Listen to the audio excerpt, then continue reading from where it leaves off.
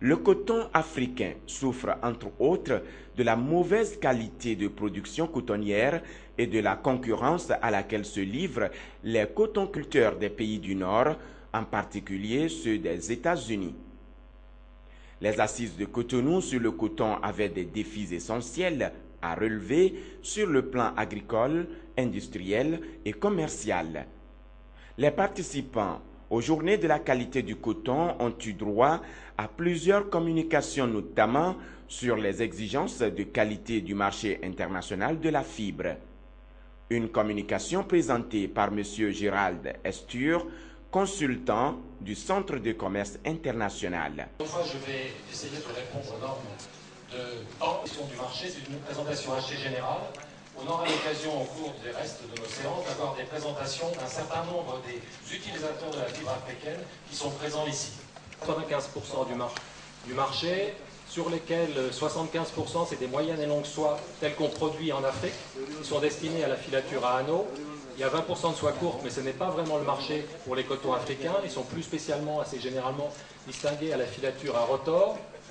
Et puis un autre marché sur lequel l'Afrique subsaharienne n'est pas présente, c'est les cotons. Une définition assez générale qui est reprise des termes de ISO dont on a parlé.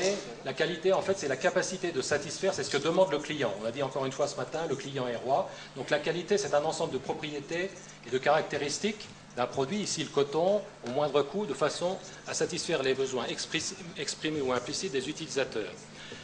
Plus particulièrement s'agissant du coton, la qualité du coton, c'est la fibre, à savoir à la fois d'abord les qualités qui tiennent à l'ensemble du service lié à la vente et à la commercialisation.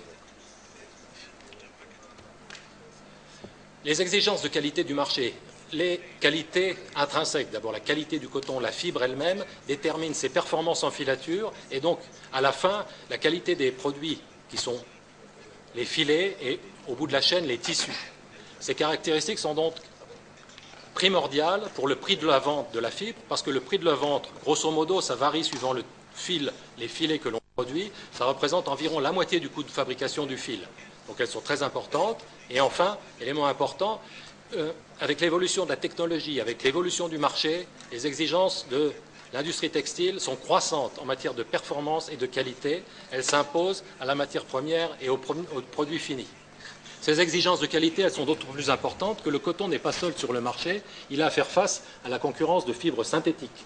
Et ces fibres synthétiques, c'est un produit naturel qui a ses propres contraintes de production, qui est en lutte avec un produit synthétique qui, par définition, est absolument homogène et dénué de toute contamination.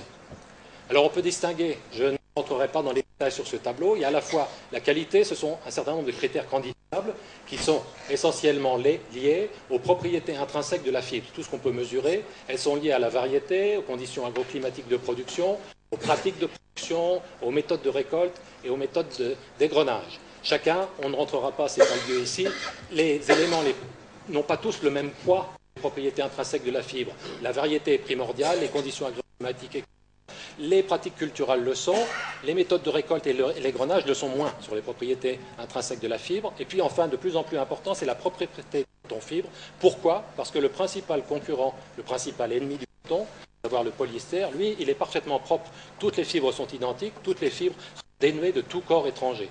Donc elles sont liées, cette propriété, elle est liée en partie aux conditions de culture, mais plus encore et essentiellement aux conditions de récolte, aux conditions de stockage, de transport, et enfin, mais dans une moindre mesure, aux conditions d'exploitation.